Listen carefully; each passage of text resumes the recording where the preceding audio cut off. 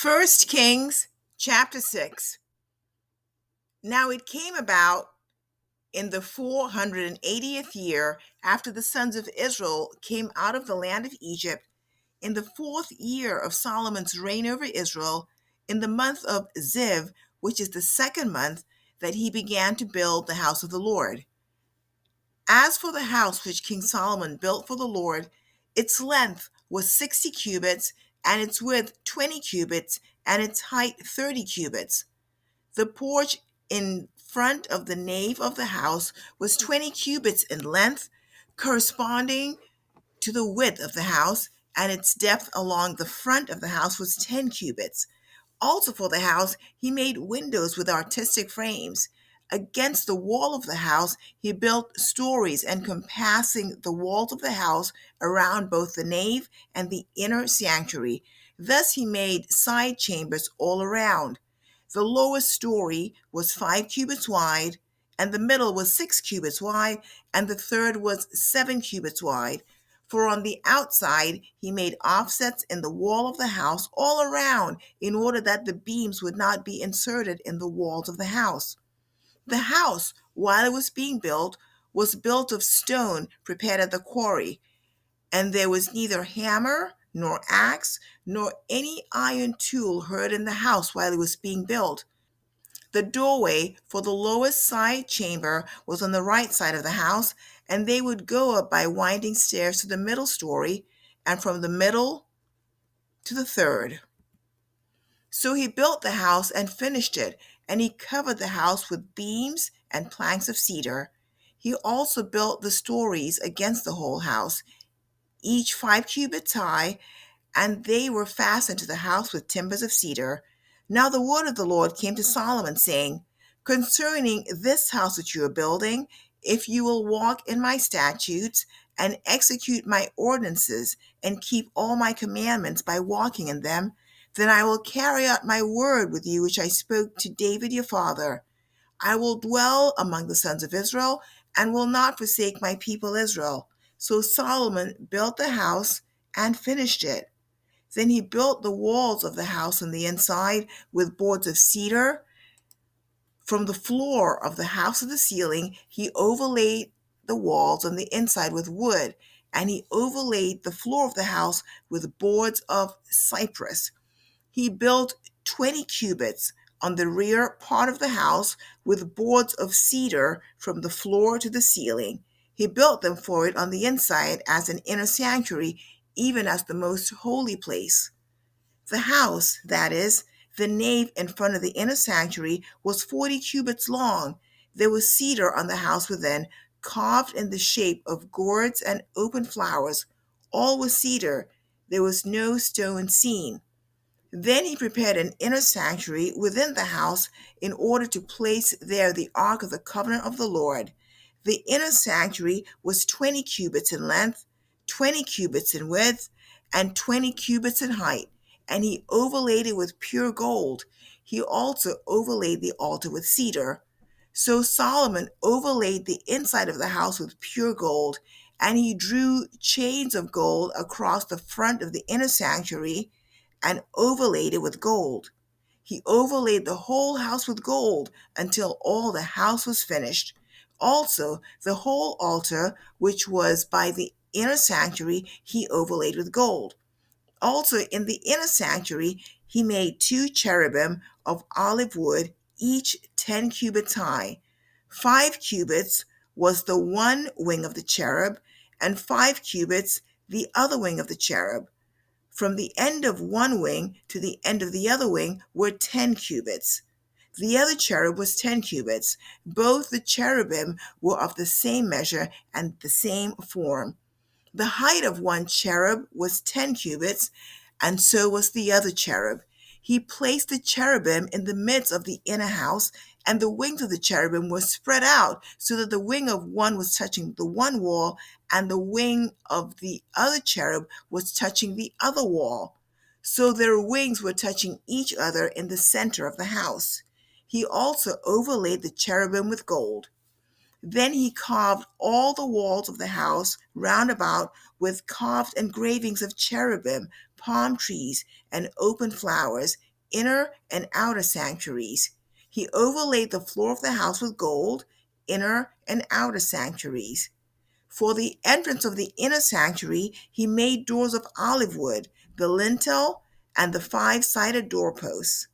So he made 2 doors of olive wood, and he carved on them carvings of cherubim, palm trees, and open flowers, and overlaid them with gold.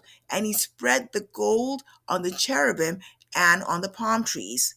So also he made for the entrance of the nave 4-sided doorposts of olive wood, and 2 doors of cypress wood. The 2 leaves of the one door turned on pivots, and the 2 leaves of the other door turned on pivots. He carved on it cherubim, palm trees, and open flowers, and he overlaid them with gold evenly applied on the engraved work. He built the inner court with 3 rows of cut stone and a row of cedar beams. In the 4th year, the foundation of the house of the Lord was laid, in the month of Ziv. In the 11th year, in the month of Bul, which is the 8th month, the house was finished throughout all its parts, according to all its plans. So he was 7 years in building it. 1 Kings chapter 7. Now Solomon was building his own house 13 years, and he finished all his house. He built the house of the forest of Lebanon. Its length was 100 cubits, and its width 50 cubits, and its height 30 cubits, on 4 rows of cedar pillars with cedar beams on the pillars. It was paneled with cedar above the side chambers, which were on the 45 pillars, 15 in each row. There were artistic window frames in 3 rows, and the window was opposite window in 3 ranks. All the doorways and doorposts had squared artistic frames, and the window was opposite window in 3 ranks. Then he made the hall of pillars. Its length was 50 cubits, and its width 30 cubits, and a porch was in front of them, and pillars and a threshold in front of them. He made the hall of the throne where he was to judge, the hall of judgment, and it was paneled with cedar from floor to floor. His house where he was to live, the other court inward from the hall, was of the same workmanship. He also made a house like this hall for Pharaoh's daughter, whom Solomon had married. All these were of costly stones, of stone cut according to measure, sawed with saws, inside and outside, even from the foundation to the coping, and so on the outside to the great court. The foundation was of costly stones, even large stones, stones of 10 cubits and stones of 8 cubits, and above were costly stones, stone cut according to measure, and cedar. So the great court all around had 3 rows of cut stone, and a row of cedar beams, even as the inner court of the house of the Lord, and the porch of the house. Now King Solomon sent and brought Hiram from Tyre. He was a widow's son from the tribe of Naphtali, and his father was a man of Tyre, a worker in bronze, and he was filled with wisdom and understanding and skill for doing any work in bronze. So he came to King Solomon and performed all his work. He fashioned the 2 pillars of bronze. 18 cubits was the height of one pillar, and a line of 12 cubits measured the circumference of both. He also made 2 pillars of molten bronze to set on the tops of the pillars, and the height of the one capital was 5 cubits, and the height of the other capital was 5 cubits. There were nets of network and twisted threads of chainwork for the capitals which were on top of the pillars, 7 for the one capital and 7 for the other capital. So he made the pillars, and 2 rows around on the one network to cover the capitals, which were on the top of the pomegranates, and so he did for the other capital. The capitals, which were on top of the pillars in the porch, were of lily design, 4 cubits. There were capitals on the 2 pillars, even above and close to the rounded projection which is beside the network, and the pomegranates numbered 200 in rows around both capitals. Thus he set up the pillars at the porch of the nave, and he set up the right pillar and named it Jachin, and he set up the left pillar and named it Boaz. On the top of the pillars was lily design, so the work of the pillars was finished. Now he made the sea of cast metal 10 cubits from brim to brim, circular in form, and its height was 5 cubits, and 30 cubits in circumference. Under its brim, gourds went around encircling it 10 to a cubit, completely surrounding the sea. The gourds were in 2 rows, cast with the rest. It stood on 12 oxen, 3 facing north, 3 facing west, 3 facing south, and 3 facing east. And the sea was set on top of them, and all their rear parts turned inward. It was a handbreadth thick, and its brim was made like the brim of a cup. As a lily blossom, it could hold 2,000 baths. Then he made the 10 stands of bronze. The length of each stand was 4 cubits, and its width 4 cubits, and its height 3 cubits. This was the design of the stands. They had borders, even borders between the frames. And on the borders, which were between the frames, were lions, oxen, and cherubim. And on the frames there was a pedestal above, and beneath the lions and oxen were wreaths of hanging work. Now each stand had 4 bronze wheels with bronze axles, and its 4 feet had supports. Beneath the basin were cast supports with wreaths at each side. Its opening inside the crown at the top was a cubit, and its opening was round like the design of a pedestal, a cubit and a half. And also on its opening there were engravings, and their borders were square, not round. The 4 wheels were underneath the borders, and the axles of the wheels were on the stand, and the height of a wheel was a cubit and a half. The workmanship of the wheels was like the workmanship of a chariot wheel.